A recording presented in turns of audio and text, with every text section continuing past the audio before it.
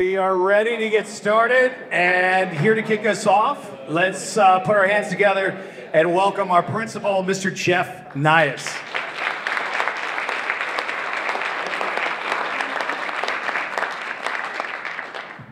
All right, welcome everyone.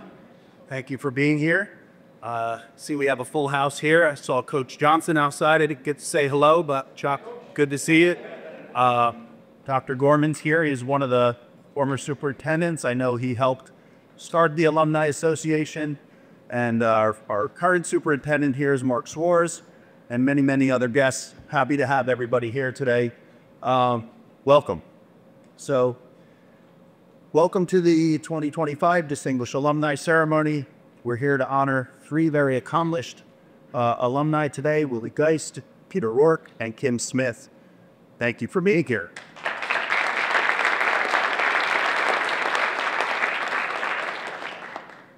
But before we get to honor them, I would like to take some time and talk about our current alumni who are back here today and celebrating their milestones, anniversaries, many of them in town this weekend and some in the past month, starting with the class of 1965. They're celebrating their 60th anniversary.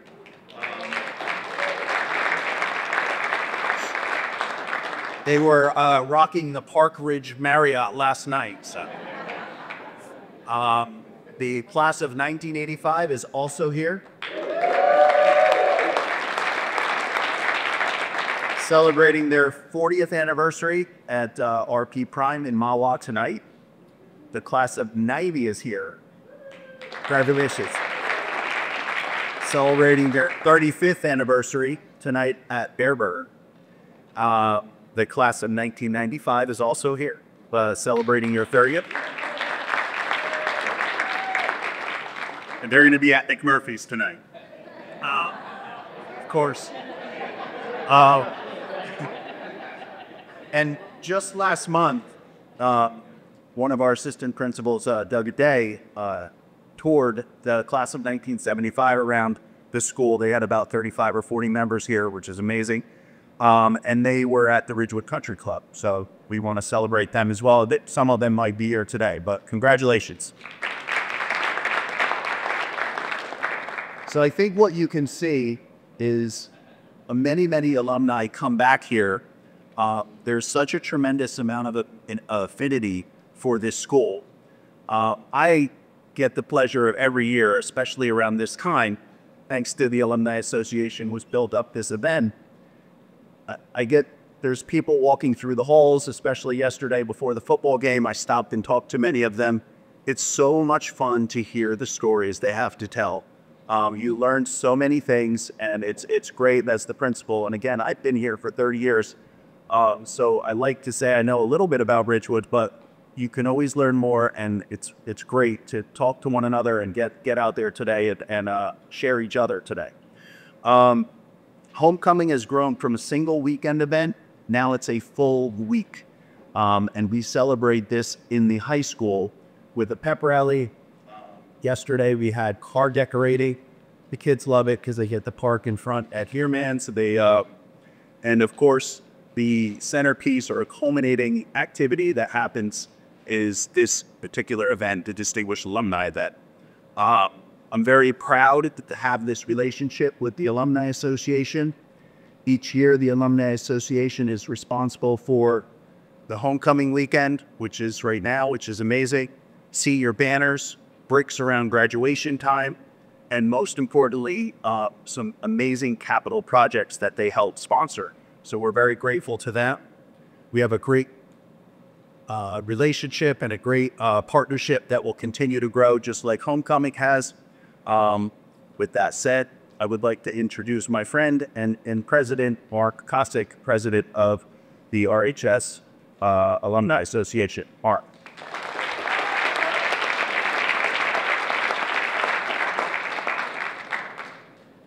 Good morning. Can you hear me okay? Yep. All righty. Thank you, Jeff. I'd like to begin with a little tennis story. And I apologize in advance to my friend DePauli Lewis, who's sitting in the back there, because she's a huge huge Roger Federer fan, and this is a Rafa Nadal story. So about a year ago, Rafa Nadal called it quits. And I don't know how I was watching. He was in some country and somewhere other than here. And I remember the courtside interview at post-match. And they said, hey, Rafa, great career, 22 Grand Slams, 92 ATP titles. How do you want to be remembered? And I'll never forget his answer in that broken Castilian English. He said, the titles, the numbers, they're all there. The way I'd like to be remembered more is as a good person from a small village in Mallorca. The King of Clay says he hopes to be remembered less for the titles and the records and more for being a good person by the people who know him best in his hometown. Rafa's awareness and humility in that moment reminded me of this incredible Distinguished Alumni event. We are honoring 3 Rafa Nadals today. Renowned dog rescue advocate and pioneer Peter Rort from the class of 1971. Hello, Peter. Welcome. Did you fly here is what I want to know. You fly yourself here? Okay, good. Okay, visionary education leader and Learner Studio founder Kim Smith. Welcome, Kim, from the class of 1985. And of course, my man, award-winning journalist and TV host, William Geist, from the class of 1993.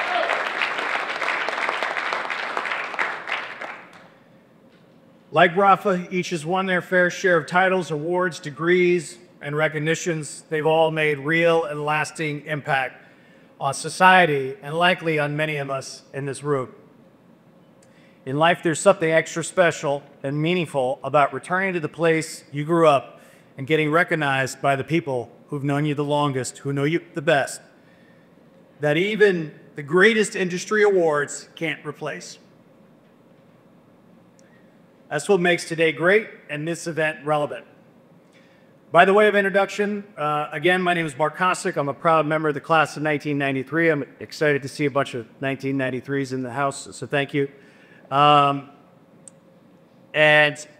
some of you may know, I recently moved over the summer to Park City, Utah. And I do need to clarify a few things for the audience. First, I didn't move to Colorado, but I get that a lot, and I understand there's mountains in both. I also didn't move to Japan. Chris McCullough, who works here, just asked me that yesterday. And lastly, of course, my friend Willie Geist asked me if I'm running from the law, which is a really good question. It wasn't the only time I was asked that, but I don't know what that says about me. But enough about me. My colleague who heads up this amazing event, Tara Augustine from the class of 1990, will kick off the Distinguished Alumni Awards in a few minutes. But first, I want to quickly say welcome to everybody on behalf of the Alumni Association. Like any great event, I just have to do some mandatory thank yous, otherwise people will skewer me. I want to thank a few key people, starting with our amazing board of trustees. Thank you. They are an unpaid group of volunteers who simply just love their school. The alumnus and principal who created the blueprint for the Alumni Association is in the house. Mr. Tom Gorman, can you wave? There he is. Class of 1987. One of the last times we beat Bergen Catholic. Thank you. The leadership of Principal Jeff Nias and his amazing team. Welcome Jen Perry from Notre Dame, no less. My good friend, Superintendent Mark Schwartz and his comms wizard, Christine Corliss. And that's not her real title, by the way. And my new best friend, Kelly Van Zyl. Hi, Kelly. Kelly's in the back. She runs the new players program here. Proud member of the class of 92. Kelly and I narrowly avoided a double booking today. Double booking disaster in the Little Theater today. She has a big tech rehearsal for a big show. Next week, I encourage you to go. Soft sell. And she moved things around to make this window available. She turned lemons into lemonade, and now she's manning the back of your show, which is great. So thank you, Kelly. Before we dive into the show, I want to introduce a colleague. Who's going to introduce the Alumni Association's newest capital project. Before Mr. Dave Rosen comes up to set the stage, I have a quick question for you that I really want you to think about for a minute, because I'm not really smart, but you could maybe shed some light after this event and give me your opinions on this. But it's something I don't really understand, so I'm hoping you can help.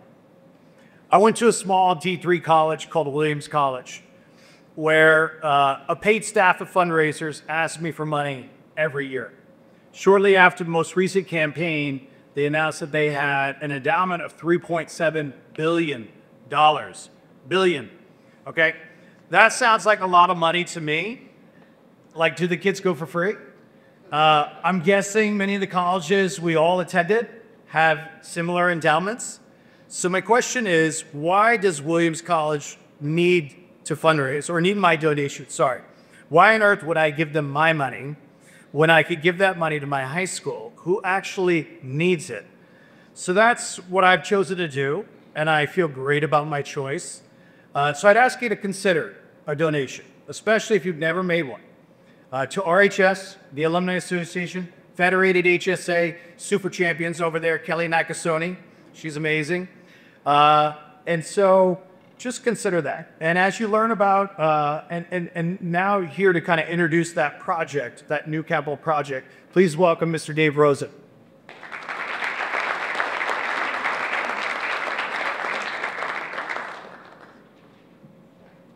Thank you, Mark, and congratulations to all the new inductees. I'm thrilled to announce our newest capital project, Alumni Square. Alumni Square is a refurbishment of the outdoor gathering space just outside the little theater where we just entered today, and we're doing that to recognize RHS alumni. It will function as a welcome new place to come together during homecomings, class reunions, graduations, or any return to campus. But most importantly, Alumni Square will serve as a place to honor the memory of those classmates who are gone but not forgotten. We are actively working with Principal Nias, the Board of Education, the RHS graduates, Mike Tarleton of 92, of TLC Landscaping, and Kelly Masterson, class of 95, of Northwoods Associates Architect Design Firm, to bring this special project to life. The vision for Alumni Square includes beautifully landscaped grounds, thoughtfully placed benches, new tree plantings, custom signage, and special bluestone memorial pavers. The Alumni Association aims to commission this project by securing alumni donations from those classmates or classes who want to sponsor any of these design elements, in memory of a classmate, ensuring their life and legacy are always remembered. And of course, smaller donations are of course always welcomed. We are counting on the alumni community to consider making these donations to this project so all alumni will enjoy. In terms of timing, the Alumni Square Capital Campaign officially launched this homecoming week. Fundraising will continue throughout the year, and if all goes to plan, the installation will be completed in the fall, following by a ribbon cutting event and homecoming weekend next year. Thank you all for attending today, and hopefully next year we will have Alumni Square welcoming back. Hand it back to Mark.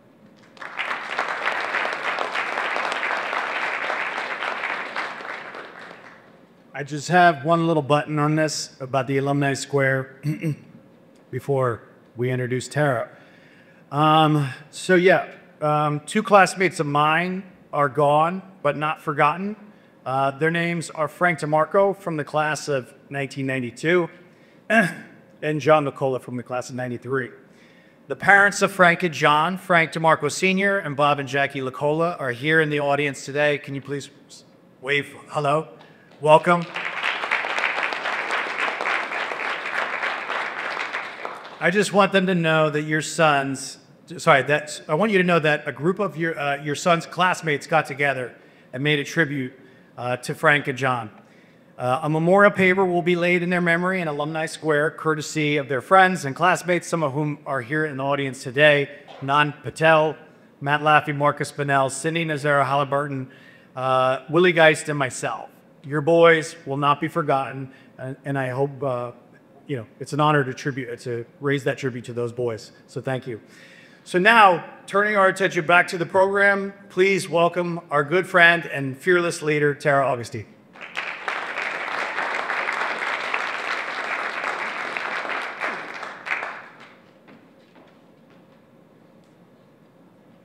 Okay, so now for the main event.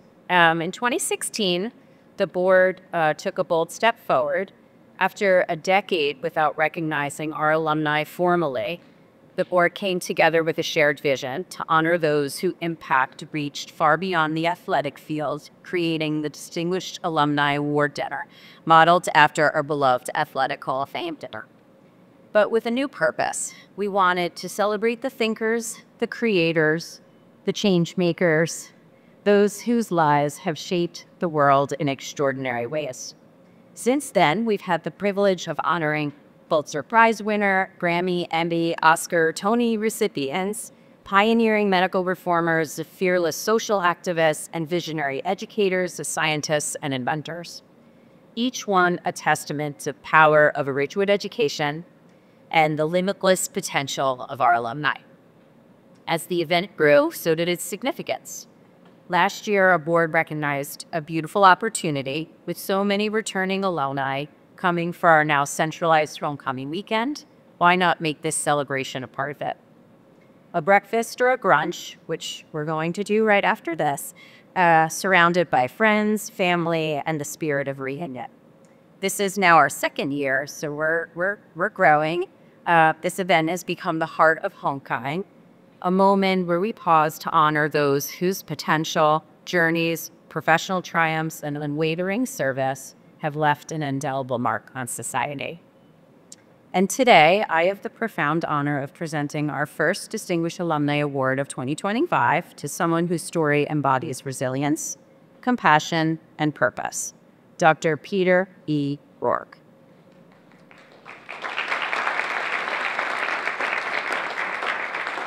Dr. Rourke's career began in medicine, where he earned his degree from the University of Maryland School of Medicine and specialized in hand, knee, and sports medicine surgery.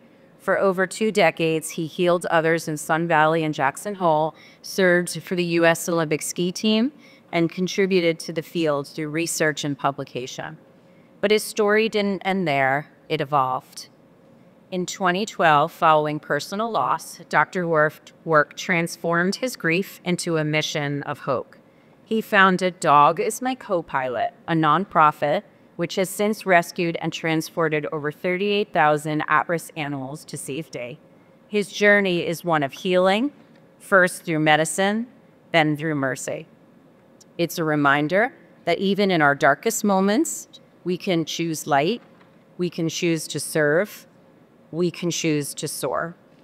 Dr. Rourke's life is a beacon for us all. He reminds us that greatness isn't just measured in accolades, but in lives we touch, or animals, the causes we champion, and the courage we show in the face of adversity.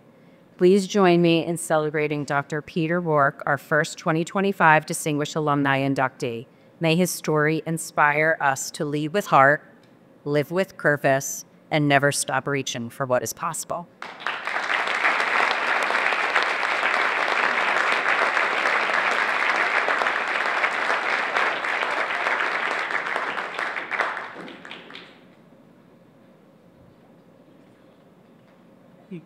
Down here if you want.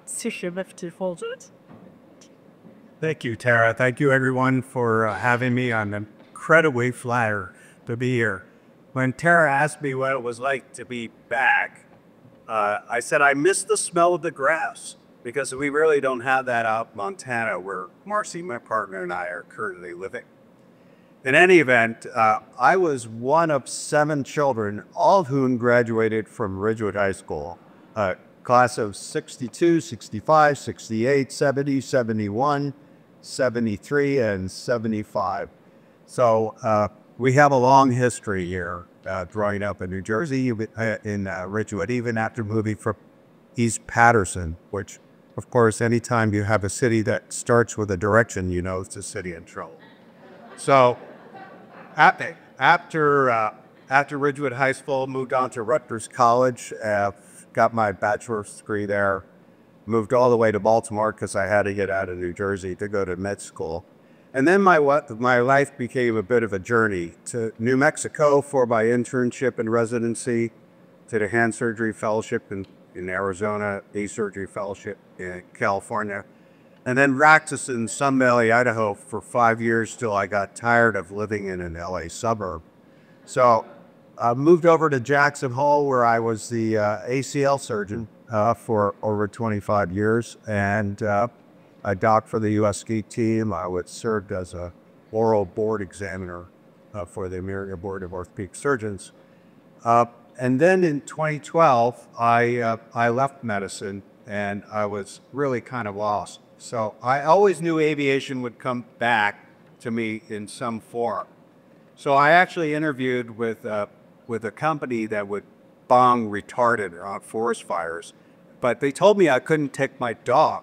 So I turned that down and reached out to a friend of mine to start a nonprofit, Dog is My Co-Pilot. Initially, I still had my aircraft through this whole thing. It was a small 6-seater piston engine, couldn't carry much. And I would carry 1 or 2 dogs at a time, and I figured I was doing something good until I met Sharon Lohman in Merced, California. And that's in the Central Valley of California. And if you've ever been there, you know what I'm talking about. So I flew down there. She walked me through the shelter where they were euthanizing 94% of all the animals that came through the door. Only 6 nose in, nose out would make it. So she was desperate to save animals and would put 20 or 30 in a van and drive them up to Portland, Seattle, Missoula, Spokane, Salt Lake City, Denver, any place I would take them. Finding the dogs was not the issue. It's finding the receiving groups that becomes a challenge. And if any of you have ever been involved in animal rescue, you know once you put that dog in the crate and put them in the truck, you don't let them out every 3 hours to pee. They're in that crate till they get to their destination. And these trips can be 12, 14, 16 hours. And there's a huge sense of urgency on the part of the drivers because they can't stop and have a nice meal. So they drive straight through, turn around, and drive straight back. And I said, Sharon, I can knock those trips off in 4 hours of my aircraft. So I took out all the seats in the back of the plane, and I was able to carry 20, 25, depending on the size of the crates, because we would bulk out from the size. And I did that for a couple of years. And then one flight, when I was in checking the weather, they actually moved my seat all the way forward, put an extra row of crates in. And so it was literally like being on a tricycle that was too small. My knees were right out to her chest. And after that flight, my daughter Taylor called and says, well, Dad, how was the flight? I said, it sucked. I said, well, what was the problem? I said, I was so cramped. She says, you've always been talking about getting a large aircraft. Just do it. Now, at this point in the organization, we were concerned about having to pay the credit card bill at the end of the week. But I found an old aircraft up in Canada that had been meticulously maintained, but looked like hell because it had been flown in and out of unapproved strips. When I saw it, I said, perfect. So we bought that aircraft. And on that very first flight, I went from flying 20 animals at a time to 250 at a time. So that really started boosting our numbers. Now, I always thought that I'd do this for 10 years or 10,000 animals, whichever came first. But that once I got the Caravan, we blew right through that 10,000 mark and just kept going. So it's been a bit of a success. It's a double-edged sword because we can't address all the need, but we're up to 43,000 now. The brochure says 38. And keep in mind that for every dog that you save 2. The dog that you save, and then the dog that takes its place. So it's really proud of the work that I've been able to do. I have a lot of help now. We had 3 full-time pilots in addition to myself. Have some 3 rescue flight coordinators that act as ground control.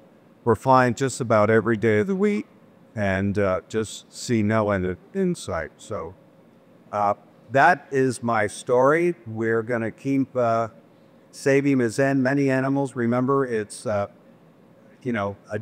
don't shop. There are 4 things that you can do if you want to stop being part of the problem and start being part of the solution. You can either adopt an animal, or you could foster an animal, or adopt 2. I mean, actually, Marcy and I have 3 and a cat. All rescues. You can go down to your local shelter, just volunteer your time, or you can donate. If you don't want to give money, bring an old blanket or bowl for water, exercise the dogs, or you can donate, $5. We can make $5 go a long way. So thank you for your time. Thank you for this honor. I'm really flattered to be here and appreciate your time. Thank you.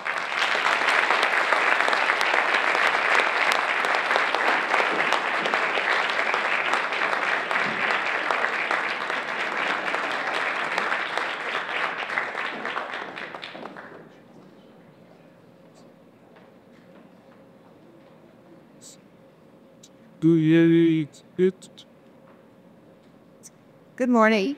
I'm Marcy Capitani DeAndrea, and I'm from the class of 1985. I'm part of our planning committee this year. We've had a great time getting ready for our reunion this year. I do want to thank the RHS Alumni Association too for making it so great.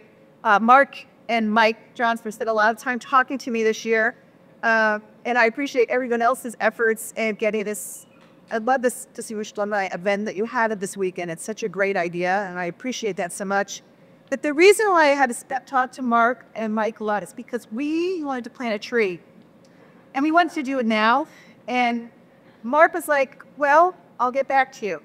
And so he's been working with the principal and I don't know, whoever else to get this done. And so now we know we're not planting it now. It will be next year, but we are still going to do our own classes of dedication of our tree now while we're all here. We have over 100 students that are participating this weekend. We don't really know how many yet because we're kind of at pom-ups. So people are coming and going. And so it's been really fun already. We started yesterday. Well, I think we started Wednesday, but in New York City. So it's been really great. And just outside, so I was walking down the street on Wednesday in New York City with my daughter. And who did I run into? Jim Stroker. And I had done my student teaching with Jim Stroker, so it was really fun too to run into him and whatnot. So, but today I have the honor and to introduce a really good friend of mine as the next inductee, Kim Smith. And I nominated Kim because of her decades of work that she's been doing on the behalf of underserved students everywhere. I've known Kim since we were at Somerville School. We were in Brownies and Girl Scouts together, and we had many mutual friends. But Kim and I didn't really become good friends until 10th grade, and that's when I really started hanging out with her and our friend Katie Storms Denman. And Kim and I also found at that time that we had a great love for skiing and biking, and so we spent as much time or as often as we could to go biking and skiing around Bergen County and up the Hammer Mountain and where we could get away and go. But also, the 3 of us spent the last 2 years of high school really forging a authentic, supportive, and mind-sharpening friendship that has endured over these years. It's more than 4 years, and so that to me is just it's really precious to me.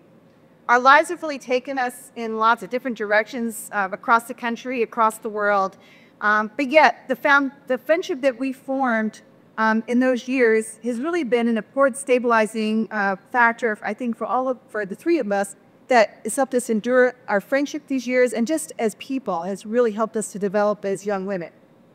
As a child, Kim was always one of the smartest people in the room, but in high school that became very, very, very apparent and even more clear. She was always reading, thinking out loud, discussing an idea, or thinking through and asking questions about everything. I mean, everything. It wasn't just philosophical with her, though sometimes it was, but mostly it was her always trying to seek solutions to dilemmas that really captured her mind. Once she had finished wrestling with all the facts that she could gather and put them in some kind of order, she would then share her conclusions with us, which were generally very future-forward, caring, and solution-oriented. So solutions were her game then and now. One thing that always fascinated me about Kim was her ability to read a book, watch a show, and carry on a conversation all at the same time. I mean, who does that? I could never do that. So I was like, one thing at a time, please. But she also comes from a very loving family of thinkers, readers, lots of discussions and debates. Kim's mom, Gail Smith, was a special ed teacher in Glen Rock, and her dad, Dr. Frank Smith, was a professor at Teachers College at Columbia University. Their home was always open to everyone, and they loved to host friends and neighbors, where interesting and lively conversations were always happening. Every summer, Frank and Gail would host graduate students and PhD students that were there for the summer at their home for meals and conversation. So Kim grew up under this umbrella, this very rich environment that exposed her to intelligent, caring, and interesting people from across the country who wanted to improve themselves as well as improve the lives of the students that they were serving at the time. I reached out to some folks who know Kim well and to ask them if they had any words that they'd like to share for me to tell her today.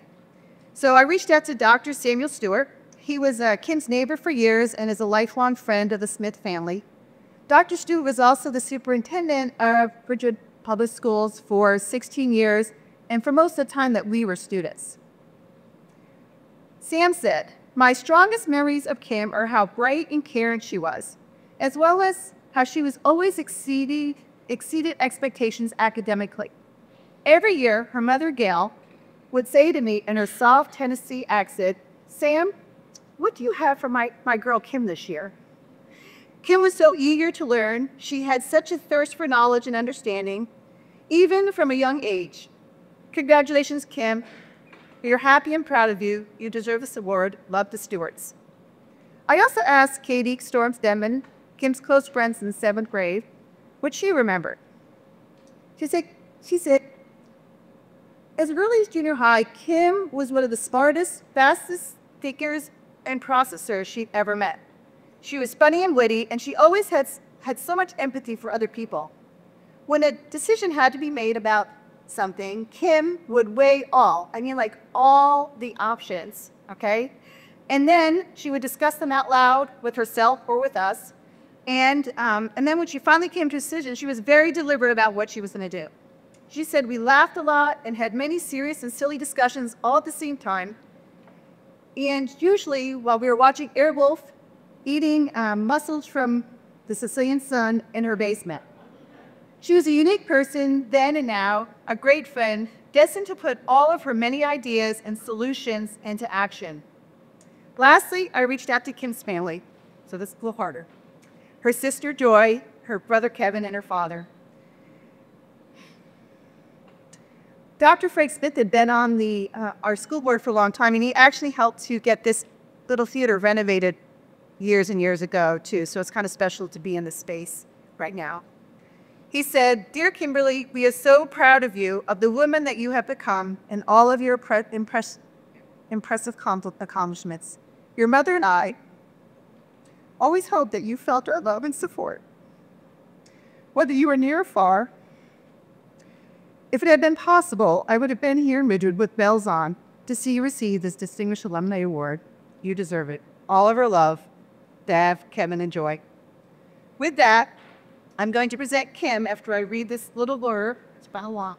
A catalyst of ideas and leaders, networks, Kim is passionate about ensuring all our young people have access to knowledge, skill, and experiences they need to thrive in life, college, careers, and our diverse, pluralistic democracy.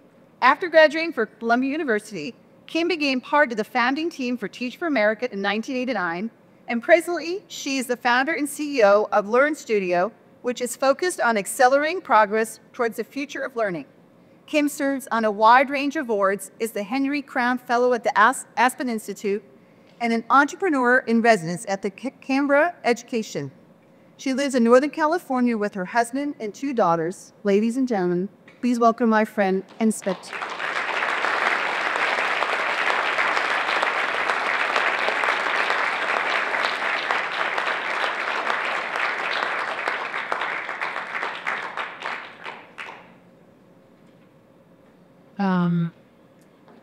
Wow.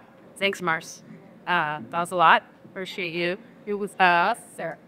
I think my March got emotional. My dad, unfortunately, is in the hospital and probably doesn't have a lot of more time with us. So I'm grateful the timing happened so that he could know about this. So thanks a lot. It's an honor to be here in such an esteemed company. As I was reflecting on my time here in Ridgewood and on my career since, I was trying to find a pattern, and I think I found three things. They're kind of themes that connect them all: human agency, human potential, and learning as a path to opportunity. So human agency is that sense that you have the power to do something. You have the ability to make a choice. It's up to you what you do. And I think when you have agency, you ask this question, how can I do something? Not can I do something? And when I think back to my time in Ridgewood, many things affected that. But one was I just got a wild hair and wanted to take a class in Russian history, which we didn't have. So they let me just create that. And it kind of taught me the lesson that sometimes when you just ask if you can do something different, they'll say yes. So you might as well do that. Oh, you know what? Actually, Bill Ward is here. I think the first time that probably happened was at Somerville Elementary School, where you started that pattern. So I think Ridgewood, not just the high school, but Ridgewood in general, is open to helping learners think differently about how they want to learn. On human potential, Marcy mentioned that my mom taught special ed, and she really taught me that every kid is born with some spark. And it's your job, if you're in education and learning, to find that spark. My dad, as Marcy mentioned, was a professor and served on the school board. And he actually started the American Studies program here at Ridgewood High School, which I was lucky to be a part of. And it really created a sense of belonging and connection. We got to work with Harry Ahern, was an amazing teacher. And we got to learn from each other over a couple of years. And a lot of people don't really realize that that sense of belonging is really where learning begins. And you have to have that sense of belonging to develop human potential. Learning is an opportunity and a path to opportunity. The first time all these ideas came together was right after college, when we came together to create Teach for America. So as we graduated from college as a Gen Xer, everyone said, Gen X is selfish, Gen X doesn't care, Gen X is never going to do anything good for the world. It just didn't sound right to me. So as we created TFA, we invited people in our generation to make a difference. We said you could come and teach for 2 years and really make a difference in the lives of low-income kids who might not be getting access to that learning as an opportunity. And today there's 70,000 Teach for America alumni around the country, and they're mayors, Mayor of Denver, they serve in Congress, they're journalists and educators, and they carry that belief forward that their agency matters, they can make a difference, and that they want to. When I went on to New Schools Venture Fund, we created a kind of a new category of leadership called social entrepreneur. So it's putting these pieces together. You as an entrepreneur ask, how can I do something? Not can I. And what makes you a social entrepreneur is you say, how can I make a difference that's going to make the world better? So that category of social entrepreneur is now a way that people think about leadership and what we can do to make the world better. So at the Learner Studio, I bring these pieces together, and our focus is pretty simple but urgent. And that is, what do young people need to be inspired and prepared to thrive in the age of AI, which is here? And so I'll leave you with 4 questions to think about related to that goal. One has to do with human connection. So you may not know this, but the data is showing us that 3 out of 4 teens are using what are called companion bots. So these are AI bots that are designed to remove the friction. They're always supportive. They always say yes to whatever you say. But the problem is, it's in the friction of human connection that you learn empathy and you learn understanding. And so if you're always talking to a bot that's always telling you what you said is right, you're never really going to develop that sense of empathy.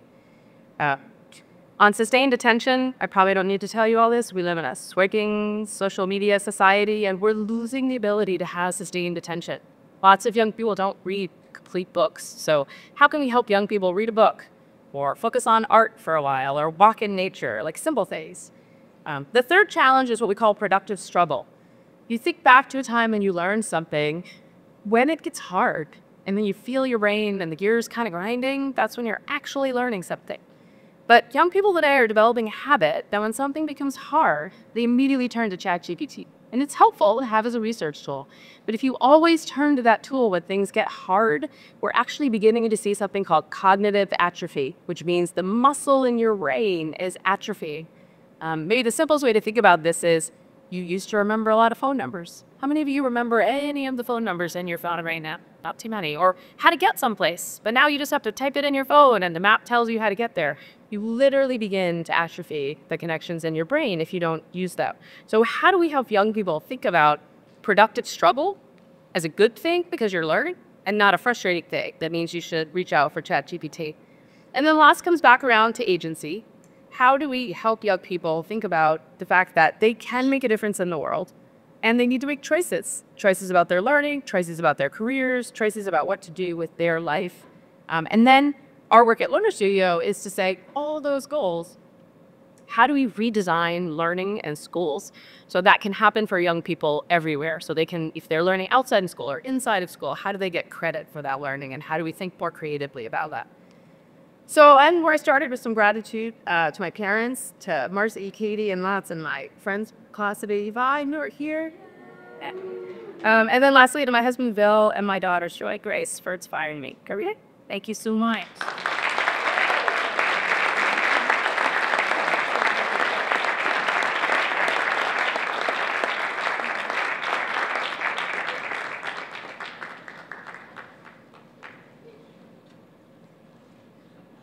Alrighty.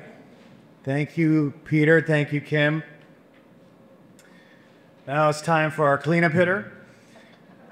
Willie Geist from Magical Class of 1993. This is going to be a lot of fun. Truth be told, Willie and I have been best friends since I moved to Ridgewood in 7th grade. That was the same year Willie's father, Bill, forever immortalized our friend group in his best-selling book, Little League Confidential. Willie, me, Gene Rhett, Dave Lewis, Pete Sargent, myself, and others. And I should have known that we were just scratching the surface. You might think that just because we're best friends, this induction is an inside job, and I can see that. But if that was the case, how on earth would we let Libby, Willie's Oscar-winning little sister, into the Distinguished Alumni Club before Willie? Good point, right? We all know that Willie has the credentials, he's the complete package, and he's been like that literally since 7th grade. And Nanda will tell you it's the most annoying thing. But let's rewind, and how did we get here? The Geist family moved here in 1980, thanks to Bill's new job at the New York Times. Bill soon thereafter became a regular on TV. He was amazing with the CBS News Sunday morning show with Charles Kuralt, who was amazing at the time. If you grew up in Ridgewood, you'd see Bill Geist taping segments in and around Ridgewood all the time. I'd be at the house, TVs would be flying out the window, there'd be cows and porcelain cows in the driveway. There was a lot of stuff you couldn't explain. As a middle schooler, Willie was a 3-sport athlete playing football, basketball, and baseball. In high school, he captained both the football team under the iconic Chuck Johnson. Hi, Chuck. And the basketball team under the fiery Jim Stroker, two men who left an indelible impression and lifelong friendship. After graduating Vanderbilt, Willie cut his teeth working behind the camera, writing and producing for CNN SI in Atlanta. Now, I actually, disclaimer, I told it before the fact that I didn't know if I got all the details completely correct, so loosely, this is the picture. He later got his first TV exposure in a recurring segment called The Cutting Room Floor on MSNBC. In that small body of work, it was clear that Willie had the pedigree and the potential to do so much more. TV execs took notice. He then landed a full-time role on The Morning Joe Show, also on MSNBC. This was a place where he could flex his political chops and world knowledge. Because of his incredible range, he began appearing on The Today Show on NBC. And not long after, he landed the biggest deal in TV, which is getting your own show, and one that bears his name, Sunday Today with Willie Geist. So just as we woke up Sunday mornings with Bill Geist 30 years ago, we wake up today, Sundays with Willie Geist. Life has come full circle. Professionally, Willie has the gift when it comes to writing and public speaking. I honestly believe his brain is part central processing unit. He doesn't even use AI to write his own material. And his impersonations will make you wet yourself. Just ask him after this. I should share that as Willie's star started to shine brighter and brighter, the media started wondering about the new kid on the block, I started getting unsolicited phone calls from reporters looking for a story about Willie Geist. They would literally beg me for just one good high school story. I know, I've got many. We can touch base after this. But I held my ground all these years as a best friend would, and my silence didn't come cheap. Now people just ask me for his cell phone, which is equally bananas. Yeah, let me just get that for you. Hold on a second. I know everybody has a pet project or an event that Willie would be great for. I've been hearing this for the past 30 years, playing the role of his unpaid agent, filtering his requests. I am proud of all of Willie's work, including his best-selling books. He can write as well as he presents. But my personal favorite is Willie's Sunday show. When I watch it, I see the best of Willie. Watch it, and it's easy to understand why he sits at the top of the business. It showcases his incredible work ethic and his incredible wit. So just the other day, and I texted him about this, he interviewed Sly Stallone. Willie told Sly's story about how Sly's perseverance to land the leading role in Rocky was the catalyst for Ben Affleck and Matt Damon landing their leading roles in Good Will Hunting. Okay? Sly had never heard that story and was floored by the compliment. That's just great reporting and a great interview. On a lighter note, there was a recent segment, and this might have been 2 weeks ago, had me smile. I didn't text you about this one, but it was a segment on his show about the library of things. Okay, these are useful household items that you can check out with a library card without buying them. Things like a mini golf set, nut wizards, pressure washers, wood chippers, and even a lobster pot. Willie ended the segment with a clever, "I've been looking for a mushroom inoculation kit. What a great idea." I was like, how many guys can pull that off? Nobody. This guy. Okay, finally, on a human level, this man is an incredibly thoughtful person. For someone in such high demand, he's incredibly present. Let's start with his family. He has one of the most balanced families I know. He married his Ridgewood High School sweetheart, Christina, and they have two incredible children, Lucy and George, a perfect report card just like his times at Ridgewood High School. And somehow he makes time for the rest of us. He magically cleared his family schedule in December to become one of my first visitors in my new home, Park City, Utah. So thank you. I'm excited to host you. Lastly, I want to thank him for reaching out on the 30th anniversary of my father's passing 2 years ago. He sent me a text saying he was thinking of me and my dad. You know, that simple act of kindness meant more than he knows. I had not publicized the anniversary. The guy literally just had the date and knew the date and reached out to me and magically put the math together. I leave you with one piece of advice. If you ever have an event like this with Willie Geist, make sure you speak before Willie speaks. He's an impossible act to follow. Both our talent said, "Hey, is Willie gonna go last?" Great. Okay. So we saved our cleanup hitter for last. So please sit back and enjoy the one and only, my best friend, Willie Geist. Thank you.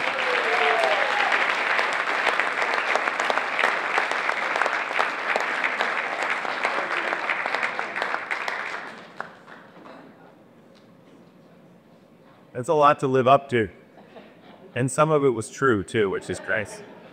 I was introducing at an event at one time, Jerry Seinfeld, and he said, "Hey, when you get up there, don't do the whole, it was the greatest show of all time. Just say my name and get off the stage." He didn't want the bar to be too high. I fear it's too high now. I hope I don't disappoint you. Thank you all so much for coming. I'll raise this up just a little bit. I'm so grateful to be here, to see so many familiar faces, to be in such good company. Congratulations to you, Ken and Peter. Incredible lives you've lived. Your fundamental goodness and all your work in the world is just so impressive. I'm so happy to be back here. I mean, I'm humbled and thrilled to be here, but I do confess to a little bout of PTSD when I went down this hallway about an hour ago to use I was gonna say men's room, I guess it's the boys' room.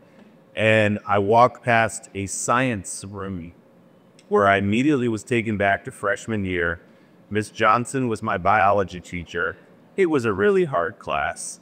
And she pulled me aside one day and just said, "I don't think this is gonna work out for you." And I swear we stepped in the hallway and then I saw the other classroom just now. She said, "Go down 3 doors and turn left. I think you'll be more comfortable in there. She sent me down the hallway to physical science. I walked in, the Ragusa twins and Mikey Sparrow were lighting things on fire with a Bunsen burner. I said, this is where I belong. Yeah. And then, by the way, I was walking back and I went by the room where we had driver's ed. I know many of you are going to remember this, where we learn how to make turns and all that, but also they would show us videos of horrific car crashes from the late 60s. Like big Oldsmobiles flipped over with bodies on the highway. Go, my God. Then you can go to lunch after. But anyway, I'm thrilled to be here. It is a little surreal to be introduced by Mark, by long time partner in crime, sometimes actual crimes. Misdemeanors, nothing that would disqualify me for this poor fame, I hope. I'm humbled, but I do have to brag a little bit out of the gate because you are in the presence of the co-valedictorians of the class of 1993. Not of Ridgewood High School. God, no, those were smart people. We were the co-valedictorians of the Metropolitan Bartending School, which was stationed right on 287 in Nyack, New York, in the Marriott, which I literally drove by this morning on the way here. It's a different hotel. The hotel's right there. It was the spring of our senior year of high school. We were both safely into college. Want a little extracurricular activity. I can't remember why we did this, but we signed up for the Metropolitan Bartending School. It was in a 2-day course in a conference room at the Marriott. We absolutely crushed. Like, we did better in that school than we did in this baby. We almost aced the exam. I left a garnish off a whiskey sour, I think it was. So we got the 98 instead of the 100. Not that it still haunts me, but I think about it a lot. So anyway, you are the presence of greatness.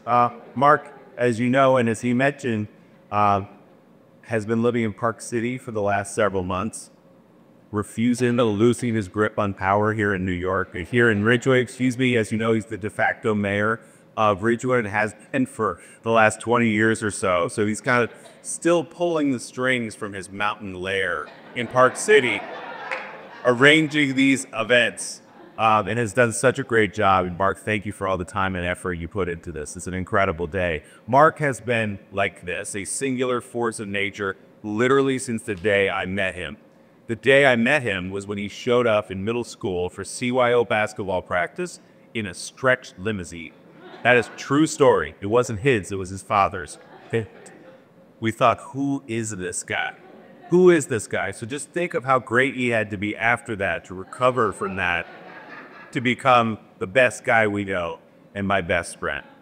Mark never does anything halfway.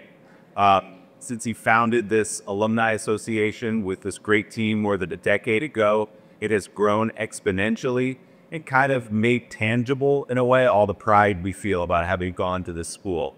Whether it's the pavers that are now going on outside, which I encourage everybody to participate in that, or the stoop garden we're talking about, Mark has really led the way. It's such a great voice for the alumni of this amazing school. So thank you for that as well, Mark. And yes, I do forgive you for giving this award to my sister before you gave it to me. It's fine. We'll work through it together.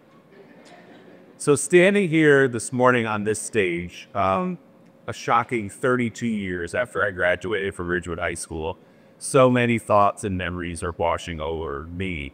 Believe it or not, I was 10 years old. On this stage in 1985 was the first time I ever performed in front of a group of people, literally on this stage. I was very into sports. My mom thought I was too into sports. She was right about that. She got me piano lessons, and the only song I learned was the Channel 11 WPIX theme song. If anybody remembers that one. So she saw that was a lost cause. So she put me in summer stop. I auditioned, and the great Fran Kubian, I don't know if anybody remembers Fran, she was the musical director, a music teacher here in Ridgewood. She saw something, it was like, sure, I'll throw you in the show. The show she threw me in was Annie. I was the only boy in the all-girls orphanage of Annie. On this stage, I was on all fours, scrubbing the floor, singing It's a Hard Knock Life. And people just kind of went with it. I didn't see a problem with it. Was I a pioneer in the theater? I'll let historians decide, but I think I was. So that was, in a funny way, the life I chose, the career I chose, was launched literally from the stage where I'm standing right now. I'm thinking today about friends, many of whom are here. Today, I'm so grateful that you would come, and teammates like Mark, people who've been in my life for all these years since we met when we were kids. This school and this town has a way of kind of keeping the group together, and we've certainly done that. I'm also thinking about friends who are not here, guys I miss terribly, carried with me always. John Lacola, Bob and Jackie, thank you for being here. Chris Santucci, Wayne Parker, Frank DeMarco. Mr. DeMarco, thank you for being here. They're brothers for life, and as far as I'm concerned, they're Hall of Famers too. Thank you for being here on this day. I'm thinking about the coaches who shaped me. Coach Johnson and his beautiful wife Sarah are here. Coach Stroker, who couldn't be here today, sent me a beautiful note last night. Outside of family, I honestly, Coach, can't think of two men who've had a greater impact on the person standing here today. Much more the championship coaches, and they were that. They are shining examples of what a father and a man should be. Thank you for that example. You set the standard.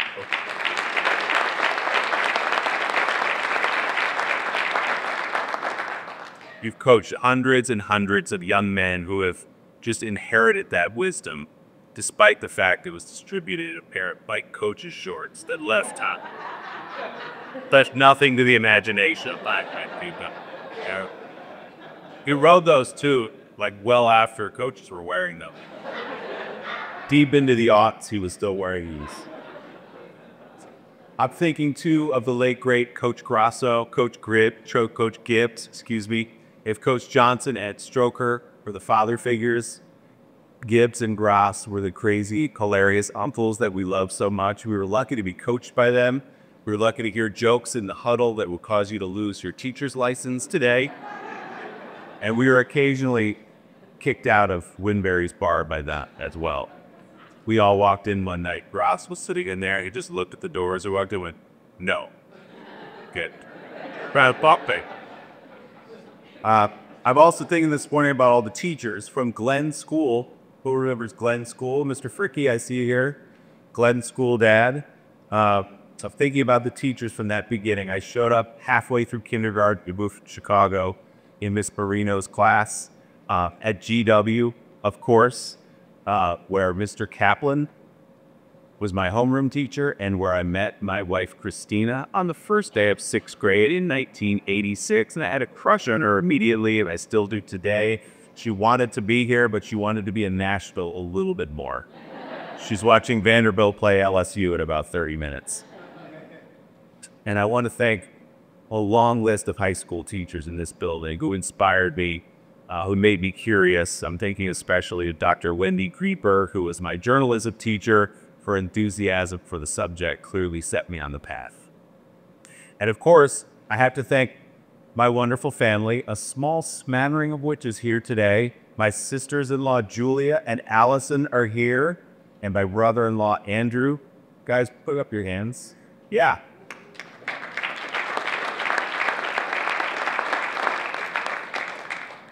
Hi, Angie. Julia's on the board also, and she lives a few blocks away, so it was also convenient. So appreciate you being here while you're juggling those 4 boys of yours.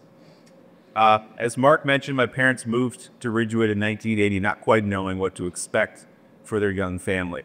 Looking back 45 years later, we got so much more from this town than we ever could have imagined. This special place that holds so many memories and always will be home. And this high school that fills us with pride, this beautiful building, every time we drive past. I remember like it was yesterday, standing in our white dinner jackets and dresses, right on this terrace out front, after graduating on a hot day in June of 1993 with Bob Marley. Never forget that Bob Marley was playing on the speakers. I could see the faces of my friends, of my parents, of Mark's late great father, Bob Cossack, in the glow of that sun. It's kind of cinematic in my mind. It's joyful, nostalgic. A chapter was closing that day. But even at 18 years old, we knew how lucky we were to have each other, to grow up in this town, and to go to this wonderful school. Now the rest of the night is a little bit hazy. I think that's because of what Mark picked up at Rathskeller of playing to the Barney. I feel so grateful that you all would come today. I feel so grateful to have grown up in this town, to have gone to this school. Thank you so much for this honor. It means the world. Thank you.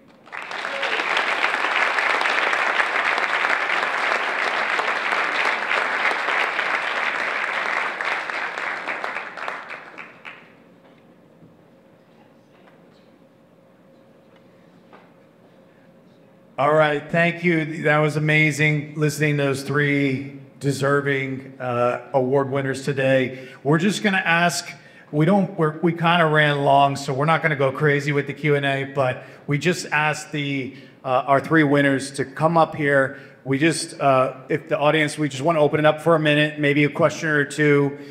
Kim, Peter, and Willie, if you guys can come up here, and I'll throw it to the audience. If you've got a question that you need to get off your chest, this is the time. This is your cue. So, and if you don't have a question, then I'm forced to ask questions, which is not good. So who's got a question? Big Dave, Ryan McWilliams, Rich Fricky. I know you have a question. Just put your hand up in the air and we'll get it to you. Oh, this lovely lad, Rob Norton from the class of 1992.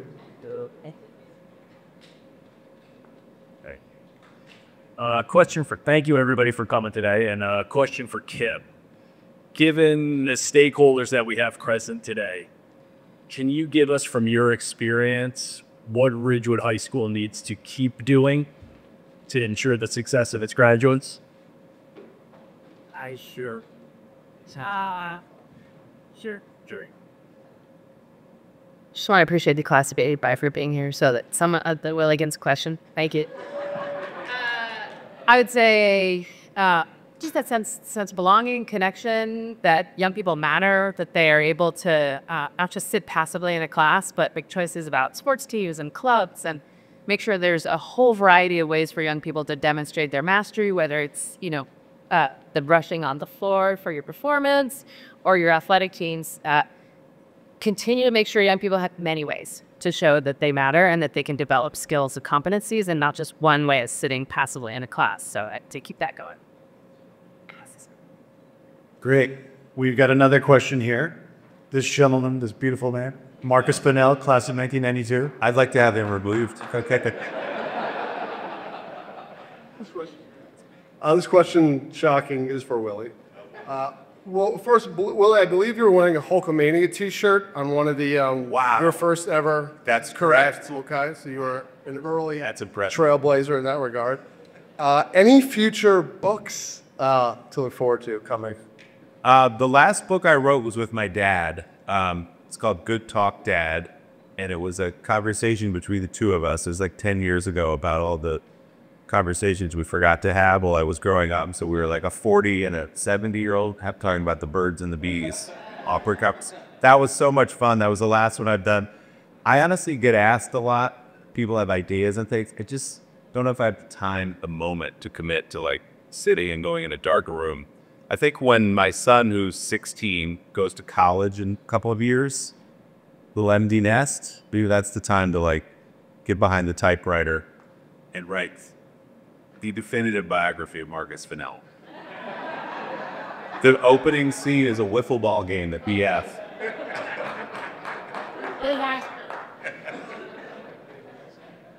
I would like to, eventually, yeah. All right. Did I have a question over here? Okay. We just passed this down here. Save me the one. Thank you. Thank you very much. Hi, everybody. Bill McCabe from the class of 89, greatest class in the history of Ridgewood High School. Pierre, I'm so impressed with your background and your efforts to save 43,000 dogs. How do you, aside from the time and the effort, how do you fund that operation? Is it perpetual fundraising, or I'm just curious how you keep that going?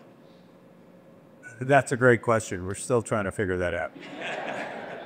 Well, we are a nonprofit. We never charge our senders or receivers for the transport. We rely strictly on public donations. We have some corporate donations. We were flying below the radar for a number of years, and then got a call from the Petco company.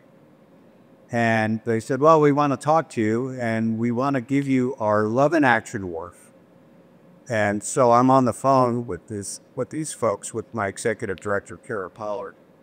And I'm thinking, what the hell am I going to do with a trophy?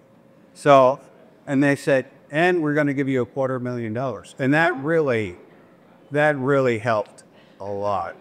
And then a couple years later, CBS Sunday Morning did a piece on us and really put us on the national map.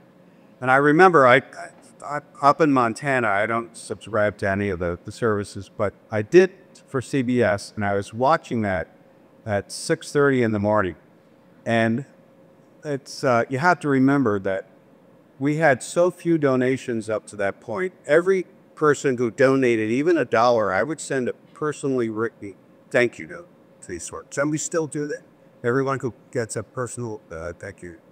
So in any event, they show the CBS Sunday Morning piece, and my email blows up with hundreds of donations. And then it's on the Central Time, hundreds of donations. Wow, and the same thing happened over again. But my response was, how am I going to write all these thank yous? It didn't even occur to me that finally we're going to be closer to being in the black. But it is a struggle. We have 3 caravans that we fly, and still my original 206.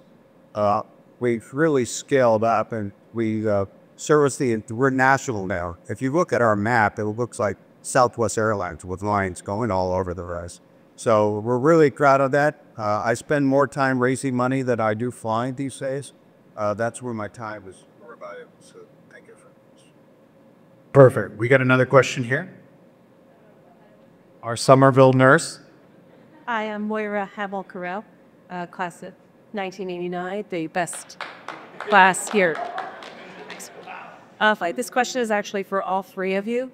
How do we instill in our children all of the giving back that you all do for all of us? How do we encourage that? Get you first. Oh, wow.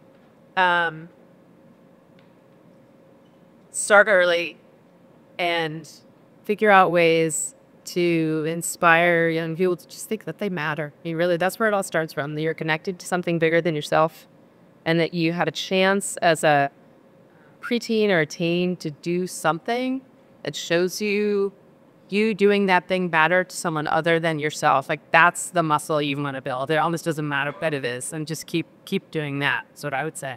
Service, community service. Yeah, I think leading by example. My mom is a social worker, and when I was little, she was a social worker on the south side of Chicago, and just for childcare issues, sometimes she would take me to house visits. So that was instilled. And then when we moved here, she was a social worker. I worked in Harlem, and on Saturday, we'd be like moving mattresses to Paris. And it becomes a part of what you do. It's not like she have to nag us to do it. This is something we do. And so we try to do that with our children. So you have privileged lives. You have an obligation to give back what you can. That could just be your time. And so when we do service of any kind, we bring them with us. And they're going to march in the Veterans Day Parade and see all these veterans who need our help. Or they're going to come to the Michael J. Fox Foundation and see what they can do. And just start, they don't have to be at everything, but just start to instill in them that this is what we do in our family. And it's the implication, whether explicit or implied, it's for you to do too, as you grow up. Well, I always try to emphasize that charity begins at home. And then when you take care of your family, let it spill out. With Doug as my co-pilot, we have over 200 partners that we deal with around the country and growing. All 3 of my children are involved in the nonprofit in some way and also helping in their local community as well. So that's what we try.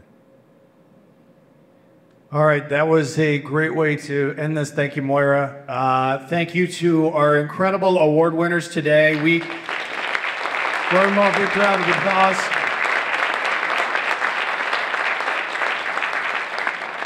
We have a light lunch outside for anybody that wants to stick around, take photos, meet these guys, socialize.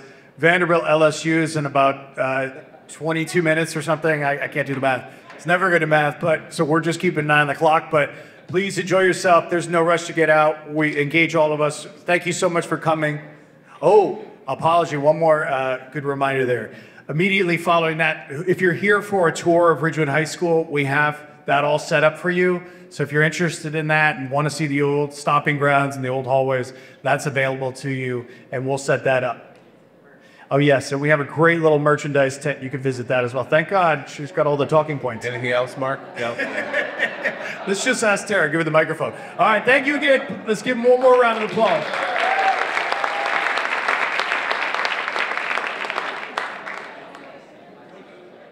Yeah.